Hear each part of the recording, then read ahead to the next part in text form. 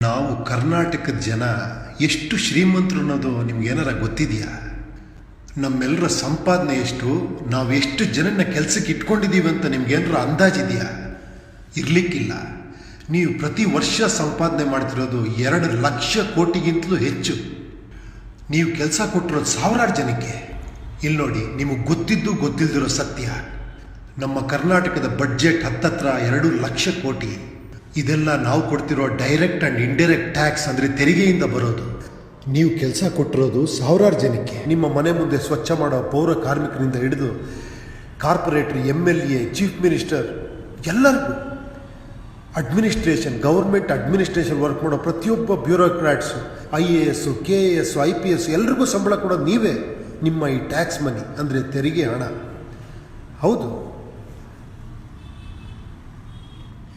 ಅಂದರೆ ಇವರೆಲ್ಲರೂ ನಮಗೋಸ್ಕರ ಕೆಲಸ ಮಾಡ್ತಿರುವಂಥ ಎಂಪ್ಲಾಯೀಸ್, ವರ್ಕರ್ಸ್, ಹೌದು, ಕಾರ್ಮಿಕರು. ಆದರೆ ಈಗ ಆಗ್ತಿರೋದು ಮಾತ್ರ ವಿಪರ್ಯಾಸ. ಪ್ರಜಾಪ್ರಭುತ್ವದಲ್ಲಿ ಈ ಸತ್ಯ ನಿಮಗೆ ಕಾಣಿಸದೇ ಇರೋವಂಥ ಪರಿಸ್ಥಿತಿಗೆ ತಂದಿರೋದಕ್ಕೆ ಕಾರಣನೂ ನಾವೇ, ಬಲಿಪಶುಗಳು ನಾವೇ. ಹೇಗೆ ಅಂತೀರಾ? ಈ ಲಕ್ಷಾಂತರ ಕೋಟಿ ಸಂಪಾದನೆ ಮಾಡಿ ಅದನ್ನು ನಮಗೆ, ನಮ್ಮ ನೀಡ್ಸ್ಗೆ, ಸಮಾಜದ ಅನಿವಾರ್ಯತೆಗಳಿಗೆ ವಾಪಸ್ ಕೊಡೋದಕ್ಕೆ ನಾವು ಸೆಲೆಕ್ಟ್ ಮಾಡಿ ಎಲೆಕ್ಟ್ ಮಾಡ್ತಿರೋಂಥ ನಾಯಕರ ಅರ್ಹತೆನ ನಾವು ಜಾತಿ, ಮತ, ದುಡ್ಡು, ಹೆಸರು ಇದರಿಂದ ಅಳೆದು ಅಂಥವ್ರನ್ನ ಇಂಥ ಒಂದು ದೊಡ್ಡ ಸ್ಥಳಕ್ಕೆ, ದೊಡ್ಡ ಕೆಲಸಕ್ಕೆ, ಅಂದರೆ MLA, MP, ಮಿನಿಸ್ಟ್ರುಗಳನ್ನ ನಾವು ಆಯ್ಕೆ ಮಾಡಿ ಕಳಿಸ್ತಿದ್ದೀವಿ. ಅಲ್ಲ ರೀ, ನಮ್ಮ ಮನೆಯಲ್ಲಿ 5,000 ರೂಪಾಯಿ ಕೊಟ್ಟು ಕೆಲಸಕ್ಕೆ ಇಟ್ಕೊಳ್ಳೋವಂಥ ಜನಗಳನ್ನೇ ನಾವು ತಳ ಬುಡ ಎಲ್ಲ ಚೆಕ್ ಮಾಡಿ ಟೆಸ್ಟ್ ಮಾಡಿ ಇಟ್ಕೊತೀವಿ. ಅಂಥದ್ರಲ್ಲಿ ನಮ್ಮ ಲಕ್ಷಾಂತರ ಕೋಟಿ ದುಡ್ಡನ್ನು ನಮಗೆ ಸೂಕ್ತ ರೀತಿಯಲ್ಲಿ ಹಿಂತಿರುಗಿಸುವಂಥ ವ್ಯಕ್ತಿಗಳನ್ನ, ಅಂದರೆ ವರ್ಕರ್ಸ್ನ, ಎಂಪ್ಲಾಯೀಸ್ನ ನಾವು ಯಾವ್ಯಾವುದೋ ಸಿಲ್ಲಿ ಕಾರಣಕ್ಕೆ ಎಮೋಷನಲ್ ಆಗಿ ಜಾತಿ, ಮತ, ಅವನೊಬ್ಬ ದೊಡ್ಡ ವ್ಯಕ್ತಿ, ದುಡ್ಡಿರೋನು, ಅವನ ಹಿಂದೆ ತುಂಬ ಜನಗಳಿದ್ದಾರೆ, ಇದು ತುಂಬ ಫೇಮಸ್ ವ್ಯಕ್ತಿ ಅಂತ ಎಲೆಕ್ಟ್ ಮಾಡ್ತೀವಿ. ನಾವು ಮಾಡ್ತಿದ್ದೀವೋ ಅಥವಾ ಅಂಥ ಪರಿಸ್ಥಿತಿನ ಕ್ರಿಯೇಟ್ ಮಾಡಿ ನಮ್ಮ ಕೈಲಿ ಇವ್ರುಗಳೆಲ್ಲ ಮಾಡಿಸ್ತಿದ್ದಾರೋ ಅರ್ಥ ಆಗ್ತಾಯಿಲ್ಲ. ಏನು ಮಾಡೋದು? ಇಲ್ಲಿರೋರೆಲ್ಲ ಇಂಥವ್ರೆ, ನಮಗೆ ಬೇರೆ ಆಪ್ಷನ್ ಇಲ್ಲ, ಚಾಯ್ಸ್ ಇಲ್ಲ.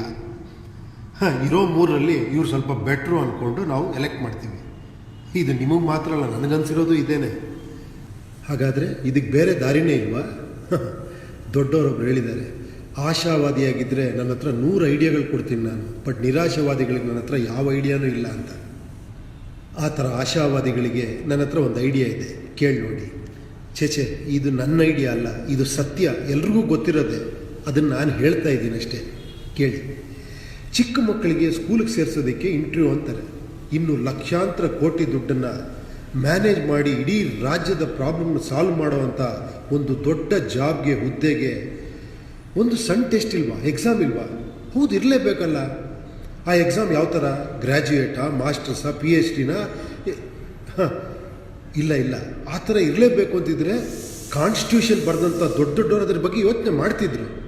ಹೌದು, ಆಡಳಿತ ನಡೆಸೋ KAS, IPS ಆಫೀಸರ್ಗಳು ಆ ಥರ ಕ್ವಾಲಿಫಿಕೇಷನ್ ಬೇಕು. MLA, MP, ಮಿನಿಸ್ಟ್ರುಗಳಿಗೆ ಯಾತಕ್ಕೆ? ಅವರು ಜನಗಳನ್ನ ರೆಪ್ರೆಸೆಂಟ್ ಮಾಡೋರು, ಅಂದರೆ ಜನಪ್ರತಿನಿಧಿಗಳು. ಅವ್ರಿಗೆ ಯಾವ ಕ್ವಾಲಿಫಿಕೇಷನ್ ಇರಬೇಕಾಗಿಲ್ಲ, ಕರೆಕ್ಟು.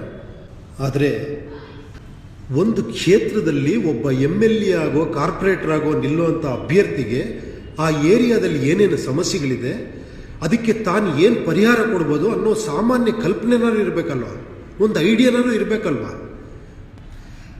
ಹಾಗಾದರೆ ಅಭ್ಯರ್ಥಿಗಳನ್ನ ಸೆಲೆಕ್ಟ್ ಮಾಡೋಕ್ಕೆ ಮುಂಚೆ ಒಂದು ಎಕ್ಸಾಮ್, ಒಂದು ಪರೀಕ್ಷೆ ನಡೀಲೇಬೇಕು. ಹೌದು, ಈ ಥರ ಐಡಿಯಾಗಳಿರೋ ಜನ ಮುಂದೆ ಬರಬೇಕು. ಒಂದೊಂದು ಚುನಾವಣಾ ಕ್ಷೇತ್ರದಿಂದಲೂ ಕೂಡ 5-10 ಜನ ಆ ಇಡೀ ಕ್ಷೇತ್ರನ ಓಡಾಡಿ ಅಲ್ಲಿರೋ ಪ್ರಾಬ್ಲಮ್ಗಳು ತಿಳ್ಕೊಂಡು ಅವರೇ ಒಂದು ಎಕ್ಸಾಮ್ ಥರ ಬರೆದು ಅದನ್ನು ಪಾರ್ಟಿಲಿರೋ ಮೇಯ್ನ್ ಲೀಡರ್ಸು ನೋಡಬೇಕು. ಈ ಥರ ಬರೋ ಸಾವಿರಾರು ಅಪ್ಲಿಕೇಶನ್ನ ಸ್ಟಡಿ ಮಾಡಿ ಅದರಲ್ಲಿ ಯಾರು ಬೆಸ್ಟು ಅನ್ನೋದನ್ನು ಡಿಸೈಡ್ ಮಾಡಿ ಅಂಥವ್ರನ್ನ ಒಂದೊಂದು ಕ್ಷೇತ್ರದ ಅಭ್ಯರ್ಥಿ ಅಂತ ಅನೌನ್ಸ್ ಮಾಡಿ ಅವ್ರಿಗೆ ಟಿಕೆಟ್ ಕೊಡಬೇಕು. ಅವರು ಈ ಎಕ್ಸಾಮಲ್ಲಿ ಬರೆದು ಪಾಸಾಗಿರೋಂಥ ಪೇಪರ್ನೇ ಜನಗಳ ಮುಂದೆ ಇಡಬೇಕು. ಅಂದರೆ ಈ ಏರಿಯಾದಲ್ಲಿ ಈ ಪ್ರಾಬ್ಲಮ್ಗಳಿದೆ, ಇದಕ್ಕೆ ನನ್ನದೇ ಆದಂಥ ಒಂದು ಸೊಲ್ಯೂಷನ್, ಅಂದರೆ ಪರಿಹಾರ ಈ ಥರ ಇದೆ, ಅದು ಇಷ್ಟು ದಿನದಲ್ಲಿ ನಾನು ಪರಿಹಾರ ಮಾಡ್ತೀನಿ ಅನ್ನೋದನ್ನು ಜನಗಳಿಗೆ ಮುಟ್ಟಿಸ್ಬೇಕು. ಈ ಅರ್ಹತೆ ನೋಡಿ ಜನ ಅವ್ರಿಗೆ ಓಟ್ ಹಾಕಬೇಕು ಅಲ್ವಾ? ಎಲೆಕ್ಷನ್ ಗೆದ್ರ ಮೇಲೆ ಅವ್ರಿಗೆ ಲಕ್ಷಾಂತರ ರೂಪಾಯಿ ನಾವು ಸಂಬಳ ಕೊಡ್ತೀವಿ. ಆದ್ದರಿಂದ ಅವರು 9 to 6 ಆ ಏರಿಯಾದಲ್ಲಿ ಓಡಾಡಿ ಕೆಲಸ ಮಾಡಬೇಕು. ಆ ಕೆಲಸದ ಪ್ರತಿಯೊಂದನ್ನು ವಿಡಿಯೋ ಫೋಟೋಗ್ರಾಫ್ ತೆಗೆದು ಅದನ್ನು ವೆಬ್ಸೈಟಲ್ಲಿ ಹಾಕಿ ಫೇಸ್ಬುಕ್ಕಲ್ಲಿ ಹಾಕಿ ಜನಗಳಿಗೆ ಅವಾಗ ತಲುಪಿಸ್ತಾನೆ ಇರಬೇಕು. ಇದನ್ನು ಕೇಳಿ ನೋಡಿ ಏನಂತಾರೆ, ಜನಗಳು ನಾವೆಂಗ್ರಿ ತಲುಪ್ಸೋಕ್ಕಾಗತ್ತೆ, ಜನನೇ ಬಂದು RTIಗೆ ಹಾಕಿ ತಿಳ್ಕೊಳ್ಳಿ, ಜನನೇ ಅಲ್ಲೋಗಿ ತಿಳ್ಕೊಳ್ಳಿ ಇಲ್ಲೋಗಿ ತಿಳ್ಕೊಳ್ಳಿ. ಅಲ್ಲ, ನಮಗೆಲ್ಲ ಬೇರೆ ಕೆಲಸಗಳಿದೆ, ಅದು ನಮ್ಮ ಕೆಲಸ ಅಲ್ಲ. ನಿಮ್ಗೆ ಆ ಕೆಲಸ ಕೊಟ್ಟಿದ್ದೀವಿ, ಇದು ನಿಮ್ಮ ಕೆಲಸ, ನಿಮ್ಗೆ ಅದಕ್ಕೋಸ್ಕರ ಸಂಬಳ ಕೊಡ್ತಾ ಇದ್ದೀವಿ. ನಾವು ನಿಮ್ಮ ಹತ್ರ ಬರಲ್ಲ, ನೀವೇ ನಮ್ಮ ಹತ್ರ ಬಂದು ಯು ಆರ್ ಅಕೌಂಟಬಲ್. ನೀವು ಆನ್ಸರ್ ಮಾಡಬೇಕು ನಮಗೆ. ನಮ್ಮ ದುಡ್ಡನ್ನು ನೀವು ಎಲ್ಲಿ ಖರ್ಚು ಮಾಡ್ತಿದ್ದೀರಾ, ಹೇಗೆ ಖರ್ಚು ಮಾಡ್ತೀರಾ, ಎಷ್ಟು ದಿನದಲ್ಲಿ ಇದೆಲ್ಲ ಸಮಸ್ಯೆಗಳು ಪರಿಹಾರ ಆಗುತ್ತೆ ಅನ್ನೋದ್ರೆ ನೀವು ನಮ್ಗೆ ವರದಿ ಕೊಡಬೇಕು. ಅದು ಕಷ್ಟ ಆಗಿರ್ಬೋದು, ಆದರೂ ಕೂಡ ಜನ ಎಷ್ಟು ಜನ ಬರ್ತಾರೋ ಎಷ್ಟು ಜನ ನೋಡ್ತಾರೋ ಅದು ಮುಖ್ಯ ಅಲ್ಲ. ನೀವು ಟಿ ವಿಲಿ ಕೂತ್ಕೊಂಡು ಅಟ್ಲೀಸ್ಟ್ 15 ದಿನ, 1 ತಿಂಗಳಿಗೂ ಒಂದು ಸತಿ ಲೈವ್ ಶೋ ಮಾಡಿ ಪ್ರತಿಯೊಬ್ಬರು ಜನಗಳಿಗೂ ಫೋನ್ ಕಾಂಟ್ಯಾಕ್ಟ್ ತೊಗೊಂಡು ನೀವು ವಿತ್ ಫೋಟೋ ವಿಡಿಯೋಗ್ರಾಫ್ ತೋರಿಸ್ಬೇಕು ನೀವು ಮಾಡಿರೋ ಕೆಲಸ ಏನು ಅಂತ. ಇದಲ್ವ ಪ್ರಜಾಪ್ರಭುತ್ವ ಅಂದರೆ? ಈ ಥರ ಕೆಲಸ ಮಾಡೋ ಎಲ್ಲ MLAಗಳು ವಿತ್ ಆಡಿಯೋ ವಿಷುಯಲ್ಲು ವಿಧಾನಸೌಧಕ್ಕೆ ಕನೆಕ್ಟ್ ಆಗಿರಬೇಕು.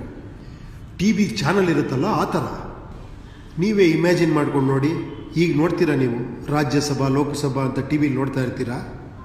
ಅಲ್ಲಿ ಯಾರೋ ಒಬ್ಬರು ಪೇಪರ್ ಇಟ್ಕೊಂಡು ಅದನ್ನು ಓದ್ತಾ ಇರ್ತಾರೆ. ಕ್ವಶನ್ ಆ್ಯಂಡ್ ಆನ್ಸರ್ ಅವರ್ ಅಂತಾರೆ, ಏನೋ ಸೆಷನ್ ಅಂತಾರೆ.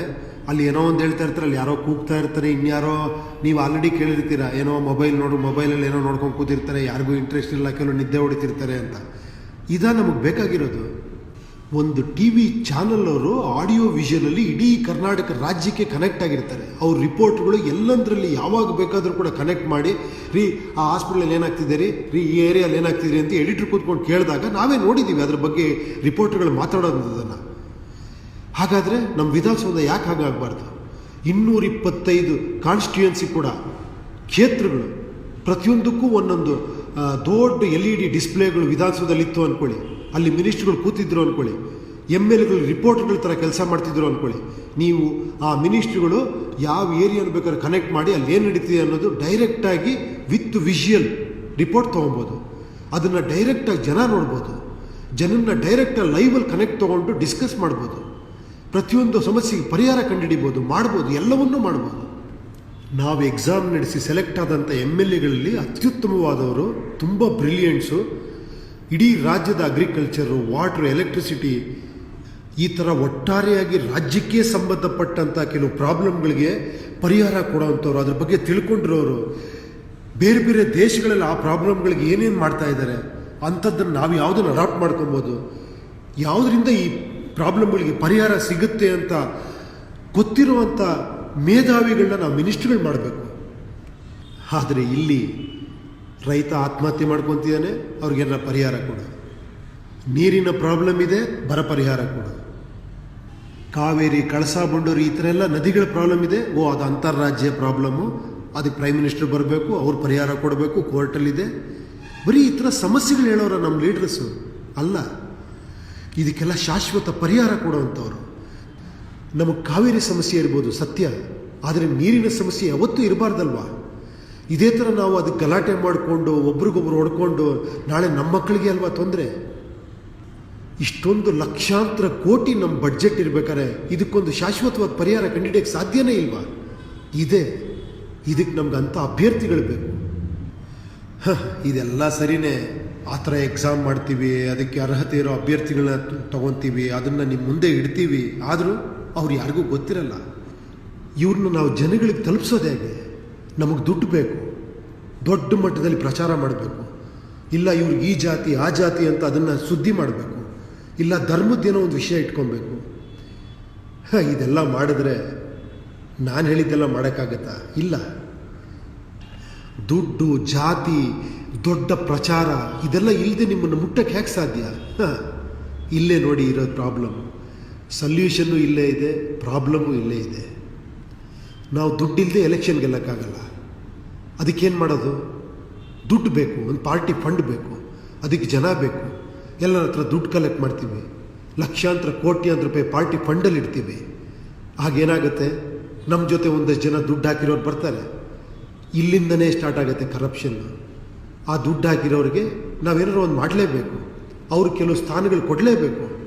ದುಡ್ಡು ಹಾಕೋದೇ ದುಡ್ಡು ತೆಗಿಯೋದಕ್ಕೋಸ್ಕರ. ಮತ್ತು ನಾವು ಅಂದ್ಕೊಂಡಿದ್ದು ಈ ಡ್ರೀಮೆಲ್ಲ ಏನಾಯಿತು? ರೀ ಅಧಿಕಾರ ಸಿಗೋವರೆಗೂ ಏನು ಬೇಕಾದ್ರೂ ಮಾಡ್ಬೋದು ರೀ. ಒಂದು ಸತಿ ಅಧಿಕಾರ ಸಿಕ್ಕರ ಮೇಲೆ ನಾವೇನಾರ ಒಳ್ಳೇದು ಮಾಡೋಣ. ಮೊದಲೇ ನಾವೇ ಕರಪ್ಟಾಗಿ, ನಾನೇ ತಪ್ಪು ಮಾಡಿ, ನಾನೇ ಅಸತ್ಯದ ಮಾರ್ಗದಲ್ಲಿ ನಡೆದು ಮುಂದೆ ನಾನು ಸತ್ಯ ಹೆಂಗೆ ಮಾಡೋಕ್ಕೆ ಸಾಧ್ಯ?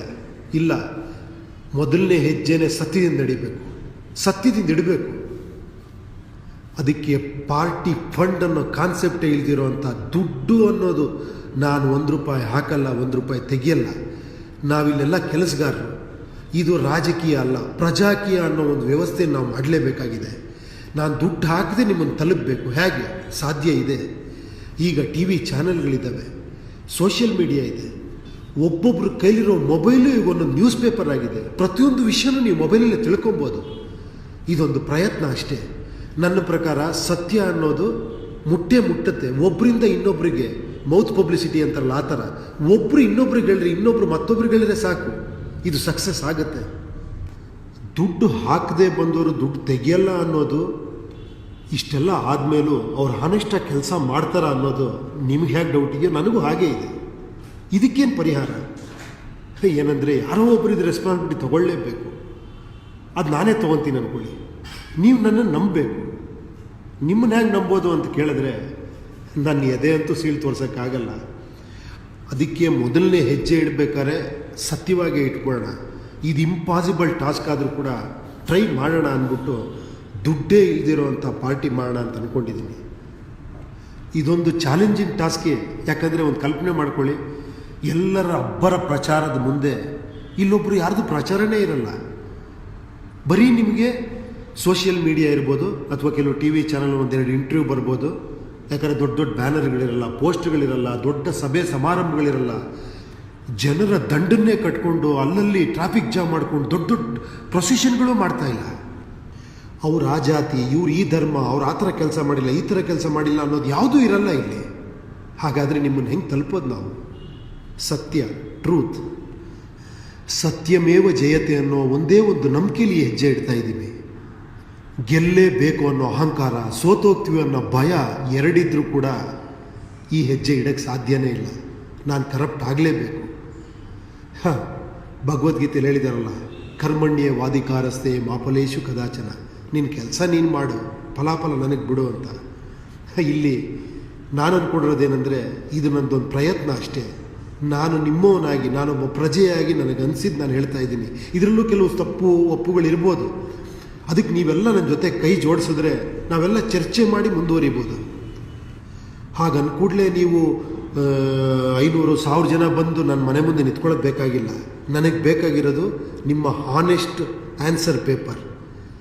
ನೀವು ನಿಮ್ಮ ಏರಿಯಾನ ಸ್ಟಡಿ ಮಾಡಿ ಅದರಲ್ಲಿರೋ ಪ್ರಾಬ್ಲಮ್ಗಳು, ಅದಕ್ಕೆ ಈ ಥರ ನಾವು ಪರಿಹಾರ ಕೊಡ್ಬೋದು ಅನ್ನೋ ಒಂದು ಪೇಪರ್ಸು, ಅದನ್ನು ನೀವು ನನಗೆ ಕುರಿಯರ್ ಮಾಡ್ಬೋದು, ಅಥವಾ ನನ್ನ ಮೇಲ್ ID ಕೊಡ್ತೀನಿ, ಅದಕ್ಕೆ ನೀವು ಮೇಲ್ ಮಾಡ್ಬೋದು.